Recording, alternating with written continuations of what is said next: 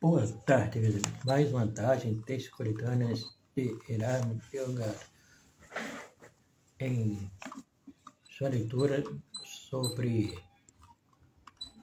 extraído de SF Saber e Fé, Centro de Ensino Teológico. Doutrina das últimas coisas. Volta de Jesus. 9 sinais inconfundíveis. O século XX, talvez mais do que todos os outros, experimentou profundas mudanças em todas as áreas. Muitos desses acontecimentos são de enorme significado para a Igreja. Olhar a história recente é ver o desenrolar do plano divino através dos séculos, é atentar para os sinais dos tempos e a iminente volta de Jesus. É colocar-se em guarda para aquilo que virá. Precisamos lembrar 3 coisas ditas no Novo Testamento, quando o assunto é a volta de Jesus. Primeiramente, a Bíblia diz: daquele dia e hora ninguém sabe. Mateus 24, versículo 36. Qualquer tentativa de prever não passará de soberba e heresia, loucura e engano. Todos os que tentaram predizer a data da vinda do Senhor ou do fim do mundo caíram em vergonha e descrédito, porque a afirmação de Jesus é inconfundível. Em segundo lugar, a Bíblia diz: não estais em trevas para que aquele dia, como ladrão, vos surpreenda. Em 1 Tessalonicenses 5, versículo 4. Apesar de não saber o dia e hora, isso não significa que estamos distraídos e que a volta de Jesus, bem como seus resultados, seja uma surpresa para nós. Se somos cristãos atentos, então estamos preparados para esse momento. E por fim, ainda um terceiro versículo. Compreendeis a face dos céus e não sabeis discernir os sinais dos tempos? Em Mateus 16, versículo 3. Há sinais indicando que a volta de Jesus é a consumação de todas as coisas, está próxima. Então, estão acontecendo coisas importantes que não podem ser ignoradas. Considerá-las fatos corriqueiros da vida pode ser considerado uma enorme falta de discernimento. A seguir estão enumerados 9 sinais da volta de Jesus. Vocês provavelmente já ouviu falar de todos eles. Todavia, unidos da forma que estão, permitem um panorama abrangente dos sinais dos tempos. Uma nuvem ampla no horizonte, alertando para aquilo que virá. Os sinais da volta de Jesus. Primeira guerra, guerras e revoluções. Então lhes diz: então levantar-se-á nação contra nação e reino contra reino. Lucas 21, versículo 10. O século XX, apesar da euforia de que tudo progredia a passos largos em direção a uma utopia mundial, foi marcado por 2 sangrentas guerras mundiais, seguidas por inúmeros conflitos da Guerra Fria. Apenas 21 anos após ter terminado a Primeira Guerra, quando o mundo achava que estava em paz, estourou a Segunda, que deixou um saldo de 77 milhões de mortos, destes pelo menos 7 milhões de judeus. A bomba atômica atirada sobre Hiroshima e Nagasaki em 6 de agosto de 1945 trouxe ao mundo o conhecimento de um poder de destruição nunca antes sonhado, a energia atômica.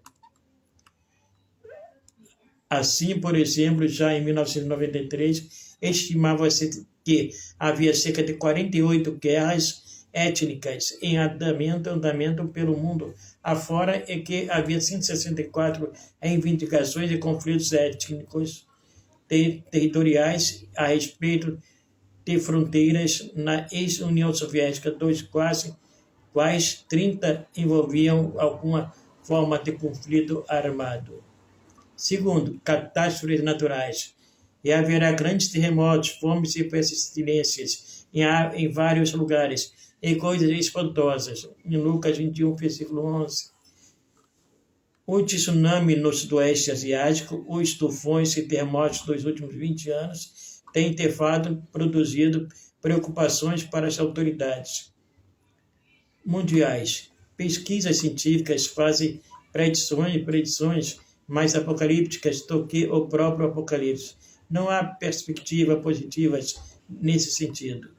A OMS considera a malária a pior doença tropical e parasitária da atualidade, perdendo em gravidade apenas para a AIDS e ceifando 3 milhões de pessoas por ano, desde 1980.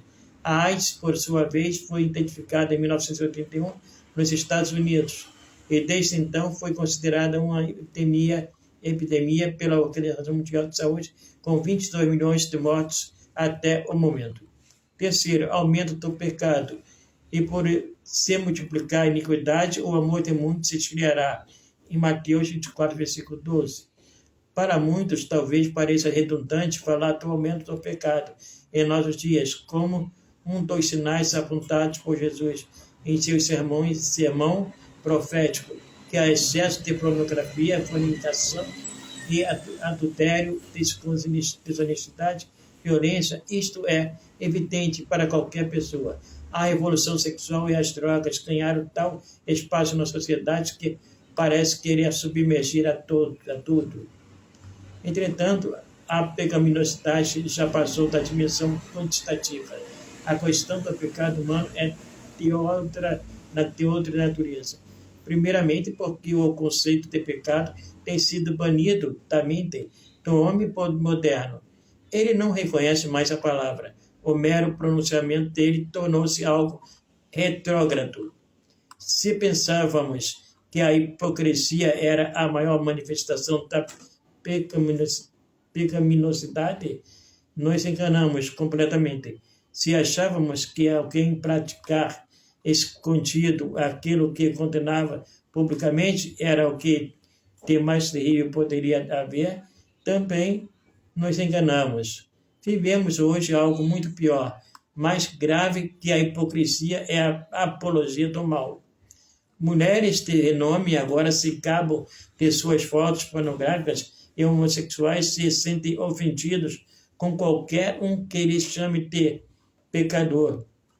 Pouco a pouco, o homossexual transforma-se em cidadão de primeira classe, e quem dele discorda é rotulado como doente homofóbico. Em alguns países, a lei protege quem mata a criança no ventre e usuários de drogas, antes escondidos em seus pegos, marcham pelas ruas reivindicando seus direitos. A sensualidade, outrora descrita como obra da carne, agora se tornou a maior virtude de uma mulher. O pudor virou motivo de escárnio. A luz virou trevas e as trevas luz. O amargo doce e o doce amargo. O bem e o mal em bem. O pecador não mais se envergonha de seu pecado, gaba-se dele. O problema do pecado não é aquele que se multiplicou tanto, é que ele se tornou virtude. E quem deles não abusa é, contudo, como louco ou insano, como aconteceu com os amorreus. Um dia, a medida do pecado humano já está quase cheia. Gênesis 15, versículo 16. 4. A multiplicação do conhecimento. Muitos correrão de uma parte para outra e a ciência se multiplicará. Daniel 12, versículo 4. Nosso século conheceu a técnica como jamais na história. Os meios de comunicação transformaram o mundo naquilo que McLuhan, teórica da comunicação, chamou de aldeia global. O mundo tornou-se menor. O homem foi capaz, até mesmo de, em 20 de julho de 1969, por os pés na Lua. O telefone, o rádio, o telex, o fax, a televisão e o computador, a internet, tudo isto tem sido criado em um único século e feito uma enorme revolução no mundo. Na verdade, a cada minuto, uma nova tecnologia é desenvolvida no mundo, cujo impacto sentiremos em breve. Número 5. A propagação da nova era.